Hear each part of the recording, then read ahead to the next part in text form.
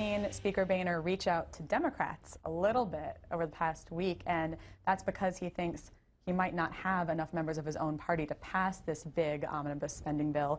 He might have to go to the Democrats to give him enough votes to push him over the edge.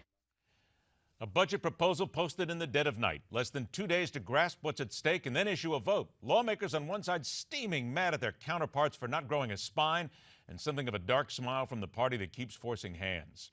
He's a former member of the House of Representatives, a former chairman of the House Intelligence Committee, and one of the smartest men we know when it comes to navigating the Beltway traps.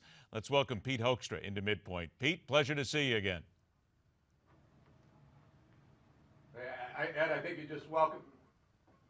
I think I just did too. Pete, we cannot hear you properly. Let's see if Pete's I don't mic have any is audio, Ed. I'm sorry.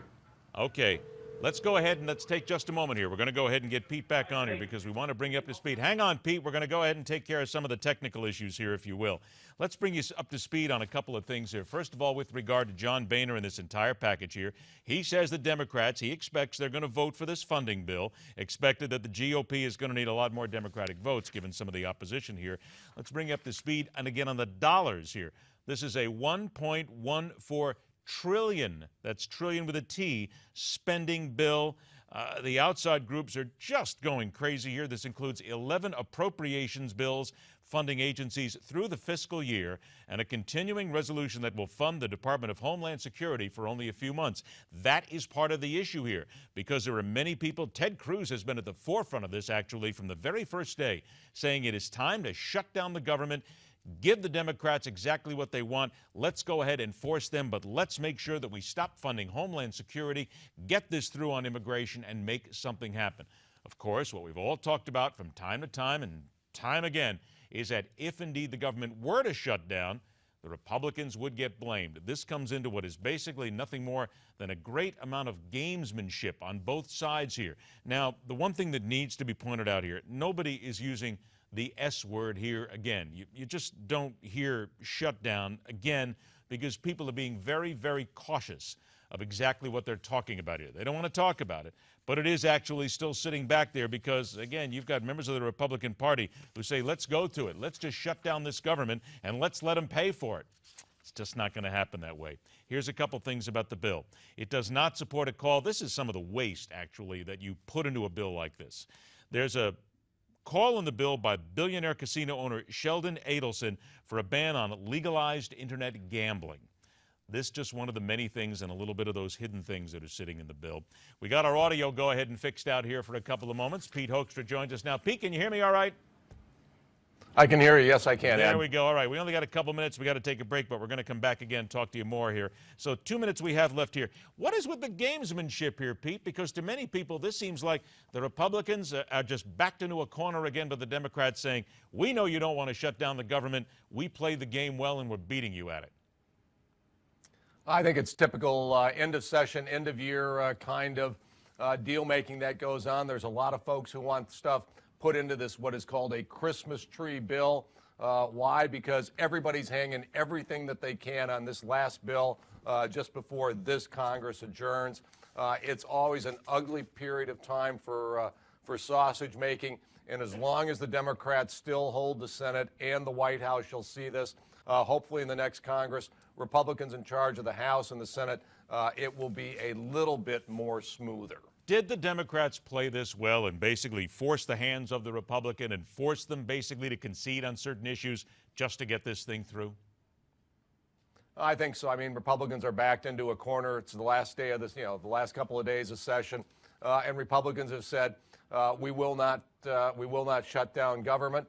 And so they've got two choices. They can pass this big omnibus bill, but they've got options. They can do a continuing resolution that keeps government open, that keeps it open for 3 or 4 months and gives them more options as they move into 2015. So they're backed into a corner, but they do have choices. 30 seconds to go, then we'll take a break, come back, talk some national security. But Ted Cruz is the one who's been screaming, grow a spine. Don't let him back you into a corner. Is he pretty much a lone wolf sitting in this, or is there more of a groundswell, if you will?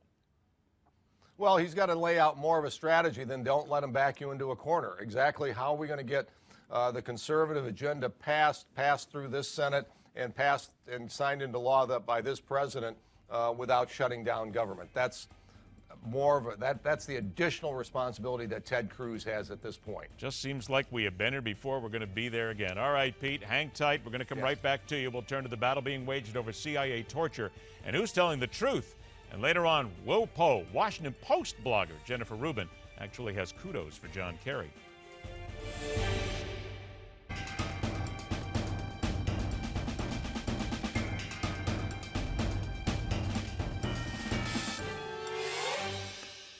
Welcome back to MidPoint. Let us also welcome back former member of the House Intelligence Committee, Pete Hoekstra. Pete, let's go ahead and turn to the CIA torture report that came out on Tuesday, and it's got everybody talking right now. Pete, very simply stated here, somebody's lying. I mean, or somebody is just conveniently forgetting the facts that's going on here. That has to be here. So how is the American people supposed to be able to tell who's lying to them in all this? Well, that's going to be very hard. It's obvious that decision by the American people is going to be made by how they interpret the people delivering the message, and probably actually the message that that person may or may not be delivering. But, you know, this was a Democrat report. The issue is very important. It should have been resolved in a bipartisan way, not a partisan statement coming out from the Senate Democrats. Why then would you release something like this? I got to tell you, Pete, we keep talking about this over and over again, but this has politics written all over it. Many of these things we already knew. This is simply dangerous. Would you not agree that it is simply dangerous to release something like this at this time on the global sphere of things, what's happening terrorism-wise? Yeah, I can't really understand or explain why this report would be released. I really believe that Dianne Feinstein, the chairwoman of that committee, believes that enhanced interrogation techniques were wrong. She's published a report, a massive report that exposes that program.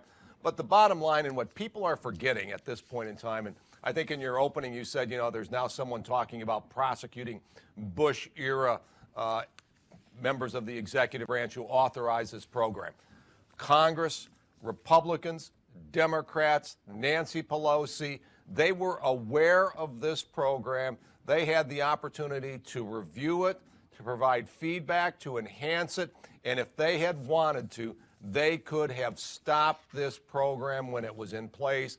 They are as big of, you know, they bear as much responsibility for this program as what senior officials in the Bush administration do, and that point should not be forgotten. No, Pete, let's go ahead and say this out loud here. It almost borders on fraud here, because what you're saying is exactly true. Why is no one holding Dianne Feinstein's feet to the fire and the others here saying, wait a minute, you knew, you were told, everything was out in front of you. Why did you not ask further questions if you were so worried about it years ago and you just said, okay, go ahead and do it? Well, I think that's exactly right. That is a capability that you could have had. I was a member of the Gang of Eight, where there's 8 members of the House of Representatives and the U.S. Senate who are briefed on these top secret programs. I was briefed on this. I remember sitting in the White House and having my Democrat colleagues sitting next to me being briefed on enhanced interrogation techniques and, you know, being shown how they might be applied, demonstrated how they were going to be used and how they would be used. And every single person around that table agreed that these programs and these techniques were essential and were appropriately used by the CIA. Pete, was so waterboarding if we're included talking in about that? prosecuting folks, let's not, you know, and I'm one of them, let's not forget those folks in the U.S. House and the U.S. Senate who were aware of these programs, not specifically authorizing them, but having the capability to stop them if they had wanted to. Pete, I only got about a minute and a half left here. What you just said, was waterboarding one of the demonstrations that they had? Was a specific demonstration given to people showing them this is exactly what we're doing? Not a specific visual demonstration, but a verbal description of exactly what happened. Each one of the techniques was gone through and verbally described when and how it would be used. And, you know, during the time that I was on the committee, you know, there were no more people being waterboarded, but it was still an available option at that time.